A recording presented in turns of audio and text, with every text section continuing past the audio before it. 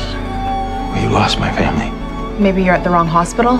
Jeff wanted to argue further, but was pushed aside by the other patients. Stunned and confused, he couldn't understand why his wife and daughter had disappeared. To get to the bottom of it, Jeff decided to check the emergency department, hoping to find some clue about their whereabouts. What the hell? Do you mind? So sorry, I'm just... Look, It wasn't long before he alarmed security. To avoid further escalation, Jeff had to back down. At that moment, a bald doctor came over. Jeff hurriedly explained his situation. Out of caution, the doctor rechecked the outpatient records, but the answer he gave was exactly the same as the receptionist's. Jeff felt even more helpless. Just then, he spotted the female assistant from earlier. He immediately asked the doctor to call her over for questioning. Have you seen this man before? Yes. He was here on my earlier shift. See? He was treated for a head injury. Head injury?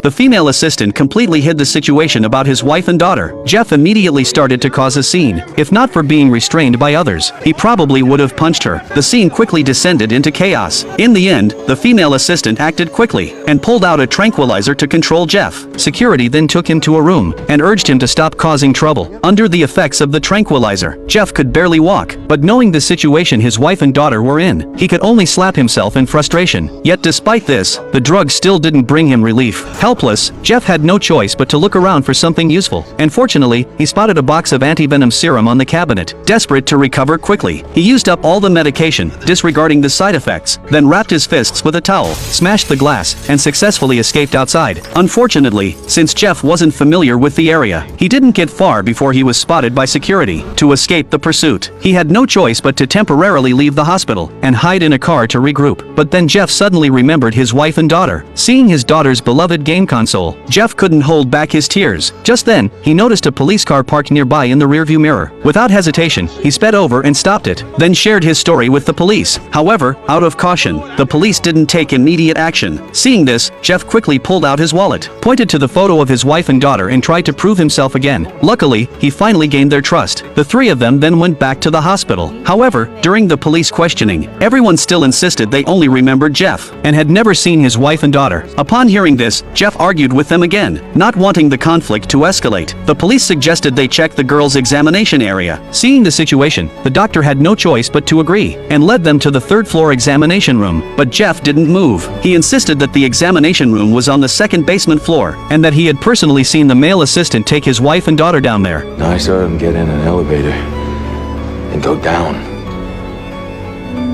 He's obviously confused. Our lab is on 3. Can you take us up there, please? They decided to verify what the doctor said, but to everyone's surprise, the examination room was indeed on the 3rd floor. Then they checked the patient registration, and there was no information about his daughter. Even with this irrefutable evidence in front of him, Jeff still couldn't accept it. You can see this, right?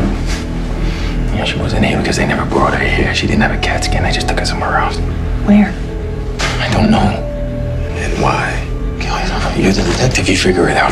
I just know that there's something wrong with it. Jeff's serious attitude finally got the police's attention. They requested the hospital's cooperation to pull the surveillance footage to try to piece together the truth. However, Jeff didn't expect that after everyone watched the video frame by frame, the conclusion was that he was the only one there. Even the police who were helping Jeff began to waver, believing that he had suffered too much and was hallucinating. At that moment, the doctor also spoke, saying they had arranged a therapist and planned to restore Jeff's correct memory through counseling.